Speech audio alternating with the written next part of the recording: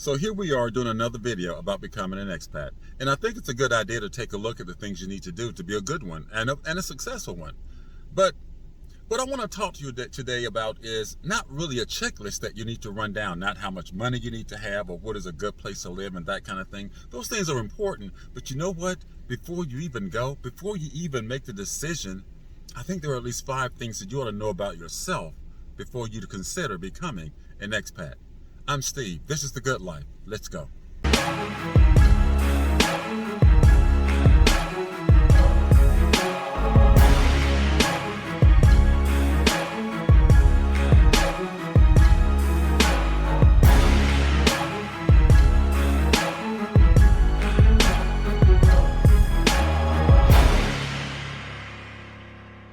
So, everybody wants to be an expat.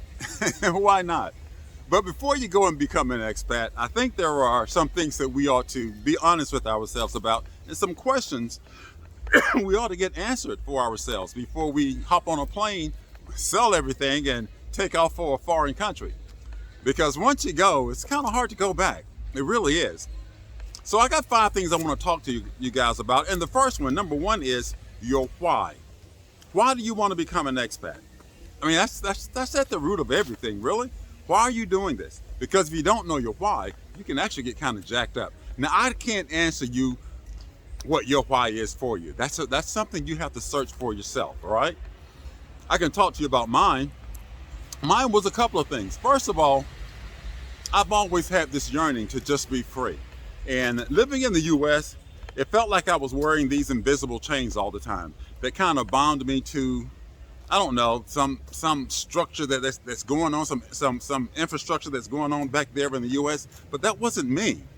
That's not where I wanted to be. And so I always felt like I needed to be somewhere else. I needed to just be able to go when I want to go. And I don't know if that's you, but that's, like I said, I can't tell you what your why is, but I can talk to you about mine. Another one of my whys is, well, if I'm being honest, I need to preserve my health, okay? Because if you followed me for a little while, you know I've had some health issues, and as long as I was in the U.S., I was having these stress issues, right? And I don't know if it's necessarily the U.S., maybe it's any industrialized country, but as long as I was there, my blood pressure was like crazy high, right? But now that I'm here, all that seems to settle down. I'm at peace, maybe because I'm free. Okay, not totally free, but I'm freer. And then there was another one too, financial freedom. Look, I'm not a rich guy, okay? I work for a living just like most of you, right? And working for a living, you're probably not gonna get rich, but you should be able to have a pretty decent life. I knew that once I hit a certain age, I wasn't gonna wanna work anymore. And so once I did that, I thought, well, I don't want to be like one of these people who run out of money before they run out of time and end up working at Walmart or something like that as a greeter. I don't want to be that guy. So what I'm going to do is I'm going to go someplace where my dollar goes farther and yeah, I can live a freer life. So that's what I did. Oh, by the way, guys, I'm out here at, I guess it's Central City Park or Santiago Central Park or something like that. And it's a pretty big park. It's got this trail in it that I discovered about a week or so ago. So I come out here when I want to get in a few miles. It's like down and back, it's like 1.5 miles. So I might do it a couple times and make it a 3-mile run. So I'll share some footage of it maybe as I go along here so that you can see what it's like. But yeah, that's where I am. But yeah, so figuring out what your why is. Like I say, for mine, it is this long-term yearning I've always had to be free. Maintaining my health, you can't sometimes get it back, but you can keep it from getting a whole lot worse. And that's what I want to do, right? I mean, we're not going to live forever, but let's stretch it out as far as we can. And then, of course, let's stretch our dollars, right? And so coming here to the Dominican Republic, with the peso being right at like 60, 62, 63 something, it fluctuates, but right about there to a single dollar, then I can go and get a full-blown haircut, or do the whole spa treatment like I shared with you guys on the last video for like 1,000 pesos, which is 15 bucks. Of course, I can get a cheaper regular haircut for that's 500 pesos, which is like $7, $8. So I can stretch things out and not have to worry about having time left on the clock and no more plays to run. You know what I mean? So that's where I am. Now, let's see, somebody's blasting the music. Oh, if you decide to move to places like the Dominican Republic, Mexico, and I guess it's like the, I don't know, Hispanic kind of culture, Caribbean culture, turn up the music, right? So they're gonna turn it up, whatever the highest setting is on the dial, that's what they're gonna reach for. Anyway, here's one thing that I think everybody has to do some real soul searching on. You ever run across somebody who has a problem with everybody that they meet, every place they work, every relationship they've ever been in? So they decide to pick up and leave wherever they are so that, well, they can get away from all of that. But they can't. You know, there's an old saying, wherever you go, there you are. And so wherever that person goes, they find the same issues, the same problems with whoever it is they're dealing with. And so you pick up, you move abroad, and you find yourself in a disagreeable situation. There's some soul searching that maybe you should do. I know some people who've been married 3-4 times, right? And it's always their ex-spouse's fault. Their ex-husband, their ex-wife, whatever.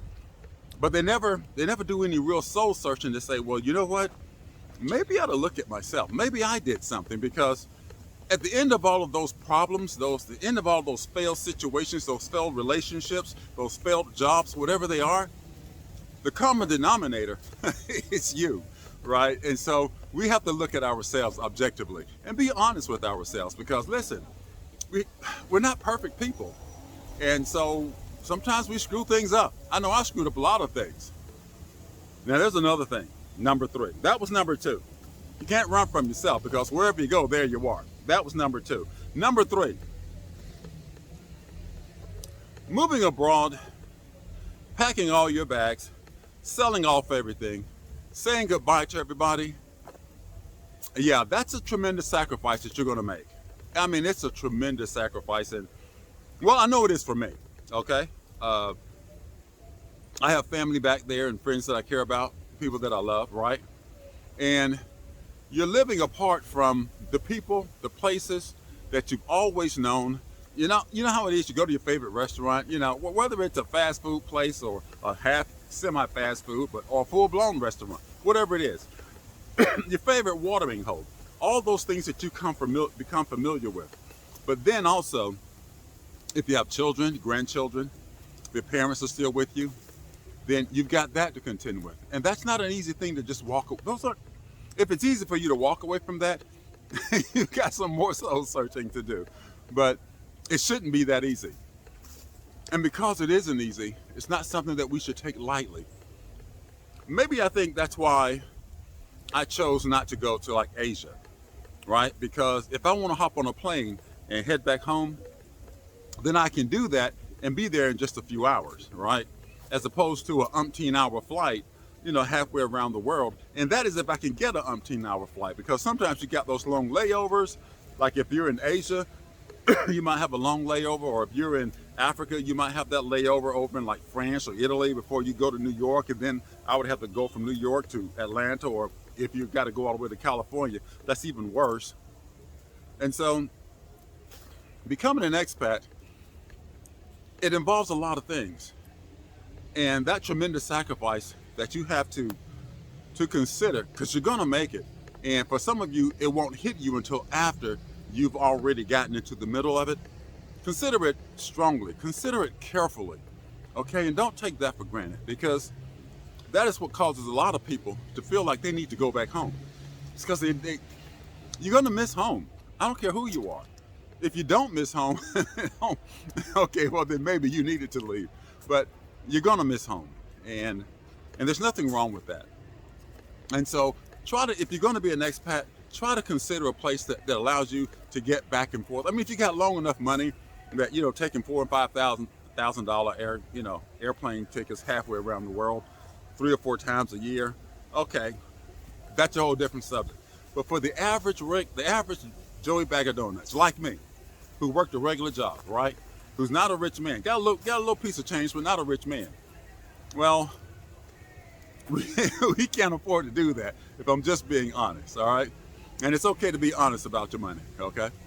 As a matter of fact, we need to be able to have honest conversations about money, right? A lot of people, we're trying to flex, we're trying to look a certain way, because we don't want people to think of us as, not being whatever. If people think of you that way or don't think of you that way, then they probably don't even matter. But have honest conversations about money, and it'll get you a lot further. You know what I mean? And then there's this other thing, an emotional glitch, right?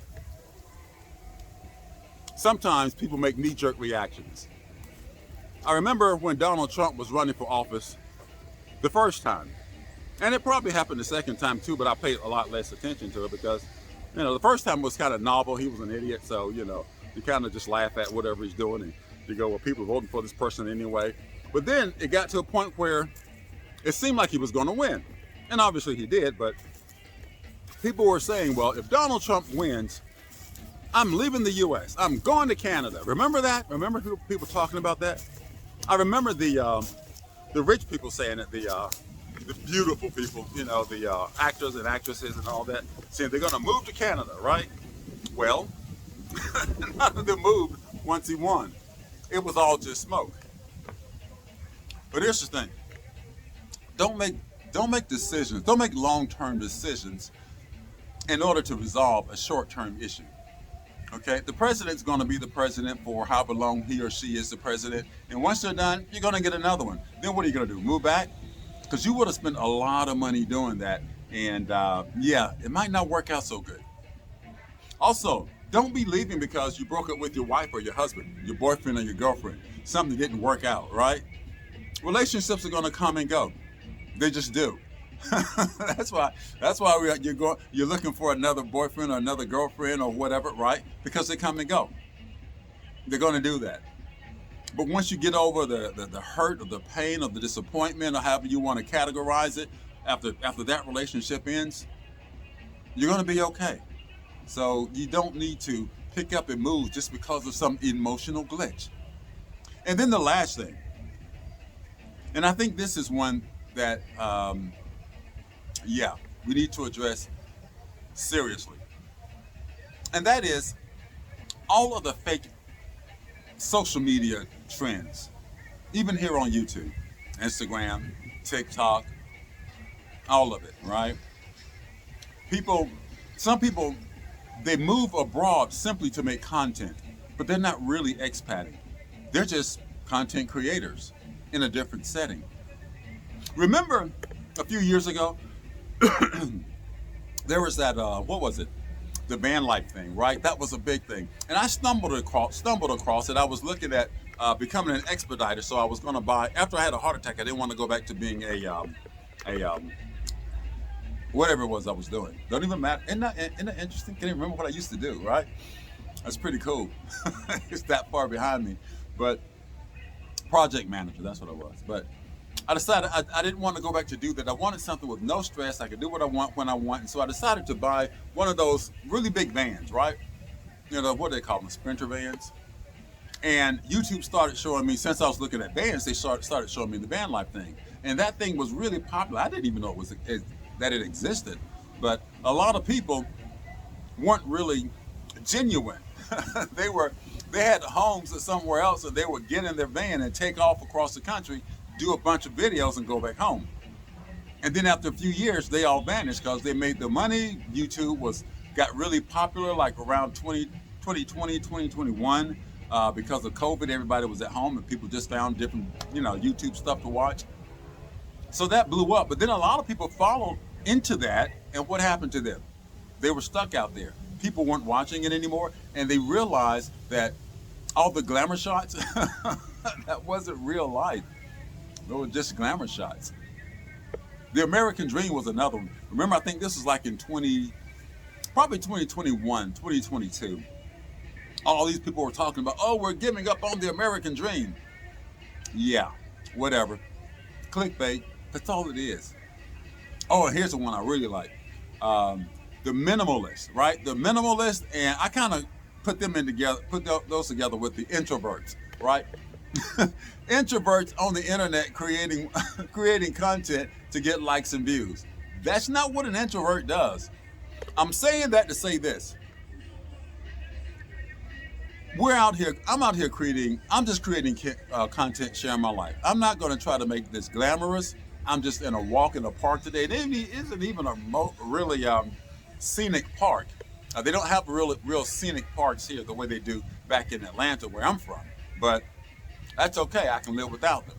But I'm not going to try to create content to get you all fired up and ready to go. That's not how I move. And we need to be careful because a lot of people will get us all fired up and ready to go, and we ain't really ready to go because what they're sharing with us is just content. It's clickbait. They're doing it for the gram or whatever, however you want to phrase it. But I think that these are things that we need to look at and we need to soul search for ourselves. I've talked to you about looking at what your why is, writing it down, understanding what it is you're thinking about getting on a plane and going someplace else other than where you've always lived, because it's not something we should take lightly. And then the idea of you can't run from yourself, because wherever you go, there you are. You run. Sometimes we're leaving, bad situations. We can't get along with anybody. Oh, and we're always in. Oh, let me add this. If you're the kind of person that runs afoul of the law on the regular, stay where you are.